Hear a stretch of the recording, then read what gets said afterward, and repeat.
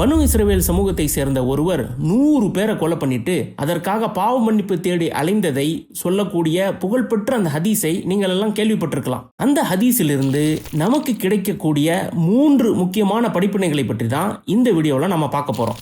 அந்த மனிதர் கொலைகள் செய்துவிட்டு தனக்கு பாவ மன்னிப்பு கிடைக்குமா கிடைக்காதா என்று மக்களிடம் கேட்க தொடங்குறாரு. இப்படியே கேட்டு கேட்டு இறுதியா அவர் ஒரு அறிஞரை சென்றடைகிறாரு. இதிலிருந்து நமக்கு கிடைக்கக்கூடிய முதல் படிப்பினை என்னன்னா, பாவ மன்னிப்பு தேடுவதில் உள்ள ஆர்வம். இவ்வளவு கொலைகள் செய்தாலும் தனக்கு பாவ மன்னிப்பு கிடைக்கணும் என்பதற்காக ஒரு வழிகாட்டுதலை அந்த மனிதர் தீவிரமாக தேடினார். நாம ஒரு பாவத்தை எத்தனை தடவை திரும்ப திரும்ப செய்றோம்? இப்படி திரும்ப திரும்ப செய்யக்கூடிய பாவங்களில் இருந்து எப்படி மீள்வது அப்படின்னு எப்பயாவது ஒரு அறிஞரை பார்த்து நம்ம கேட்டிருக்கிறோமா? அந்த அறிஞர் அந்த நபருக்கு ஒரு முக்கியமான அறிவுரையை சொல்றாரு. நீ இருக்கிற ஊர்ல மோசமானவங்க இருக்கிறதுனால அந்த ஊரை விட்டு வெளியேறி வேறு ஒரு நல்ல மக்கள் இருக்கக்கூடிய ஊருக்கு செல்லுமாறு சொல்றாரு. இது நமக்கு 2வது படிப்பினையை தருகிறது. நம்ம பாவத்திலிருந்து விலகணும்னா இந்த பாவமான சூழலை விட்டு வெளியேறுவது அவசியம். அந்த மனிதருக்கு எப்படி அவருடைய ஊரை விட்டு வெளியேற வேண்டியிருந்ததோ அதே மாதிரி நமக்கும் சில மோசமான பழக்க வழக்கங்கள், மோசமான நட்புகள், மோசமான சூழல்கள் இதையெல்லாம் விட்டு வெளியேற வேண்டியிருக்கும். இப்போ நம்மளை கேட்டு பார்க்கலாமா? என்னுடைய வாழ்க்கையில எந்த பழக்கங்கள் என்னை பாவத்தின் பக்கம் இட்டு செல்கின்றன?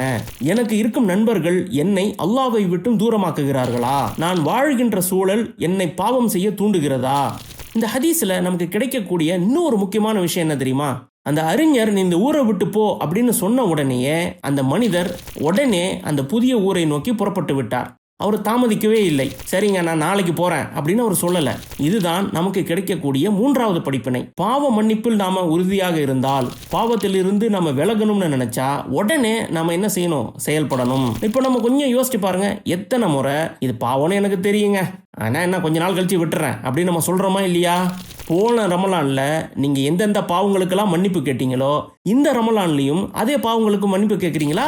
இந்த வீடியோவில் பார்த்த அந்த 3 படிப்பினைகளையும் சுருக்கமாக பார்ப்போம். முதலாவது, ஒரு பாவத்தை விட முடியாம தொடர்ந்து செஞ்சுக்கிட்டே இருக்கீங்கன்னா அதிலிருந்து எப்படி விலகிறது அப்படின்னு அறிஞர்கள் கிட்ட கேட்டு வழிகாட்டுதலை பெறுங்கள். 2வது, உங்களை பாவத்திற்கு இட்டு செல்லும் மோசமான பழக்க வழக்கங்கள், மோசமான நட்புகள், தீய சூழல்கள் இவையெல்லாம் விட்டு விலக தயாராக இருங்கள்.